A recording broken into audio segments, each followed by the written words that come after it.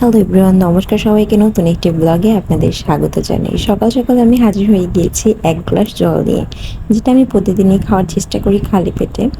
তারপর জলটা খেয়ে আমি বেশ অনেকগুলো কাপড় চোপড় ধুয়ে স্নানটা করে নিয়েছি। এখন তো প্রচুর গরম বাহিরে, যার জন্য আর কি একটু বেলা করে স্নান করলে দেন জলটা অনেক গরম থাকে, যেটা গায়ে দিলে আরও বেশি গরম লাগে। তার জন্য আমি সকাল সকাল স্নানটা করে নেওয়ার চেষ্টা করি। আর সকাল স্নান করলে বেশ ফ্রেশ লাগে আর অনেকটাই ভালো লাগে। আমি স্নান করে সিঁদুরটা পরে ঠাকুর প্রণাম করে দেন আমি চলে যাব রান্নাঘরে। আজ তো বৃহস্পতিবার, তাই আমাদের আজকে নিরামিষ হবে। এটা কালকে রান্নাঘর পরিষ্কার করার সময় এটাও ক্লিন করা হয়েছে, বাট আমি রান্না করার আগে প্রতিদিনই এটা একবার করে ক্লিন করে নিই। সব কিছু ক্লিন করা থাকলে রান্না করতেও ভালো লাগে আর দেখতেও ভালো লাগে। আজকে সকালে রান্না করব ফেনা ভাত। পোলাওয়ের চাল দিয়ে ফেনা ভাত করবো, তার জন্য সিদ্ধগুলো আগে বসিয়ে একটু সিদ্ধ করে নিয়ে দেন আমি ভাতের চালটা দেব।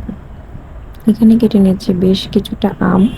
মা আচার করবে, তার জন্য আমটা আমি কেটে জলে ভিজিয়ে রাখবো। মা দেন শুকিয়ে পরে আচারটা করবে, তেলের আচার হবে। এখানে এদিকে ভাতটা হচ্ছে, এদিকে মাম্মাম ঘুমোচ্ছে। ওকে ঘুম পাড়িয়ে দিছে একদিকে, ও চলে গেছে আরেকদিকে। আজকে বাইরের আবহাওয়াটা ছিল একটু বাতাস, বাটটা মেঘলা মেঘলা ছিল, বাট কোনো বৃষ্টি আসার নাম ছিল না।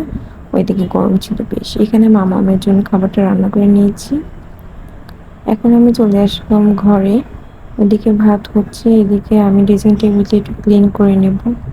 প্রচুর ধুলো পড়ে, এত ধুলো কোথা থেকে আসে কে জানে। আর মামাম ঘুমিয়ে থাকলে এগুলো আমাকে করতে হয়, কারণ মামাম যদি আবার উঠে যায় এগুলো আমাকে করতে দিবে না। ও পিছে পিছে ঘোরে, আর এটা ধরে সেটা ধরে, সব সময় কিছু না কিছু করতেই থাকে। ওর যে এত কাজ কোথা থেকে আসে কে জানে। এই যে আমার ড্রেসিং টেবিল ক্লিন করা শেষ। আমাদের পাশে আলমারিটা একটু সমস্যা হয়েছে, যেটা মিস্ত্রি এনে ঠিক করতে হবে। তারপর আমি এই যে সাদা জামা কাপড় দিয়ে আসলাম, বেশ অনেকগুলো জামা কাপড় কাচা হয়েছে আজকে।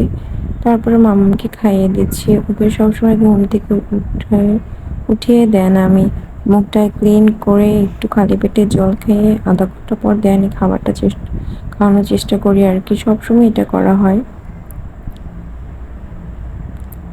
আজকের ভিডিওটা এই পর্যন্তই। ভালো লাগলে একটা লাইক দিয়ে পাশে থাকবেন। ধন্যবাদ সবাইকে। Thanks for watching. Bye bye.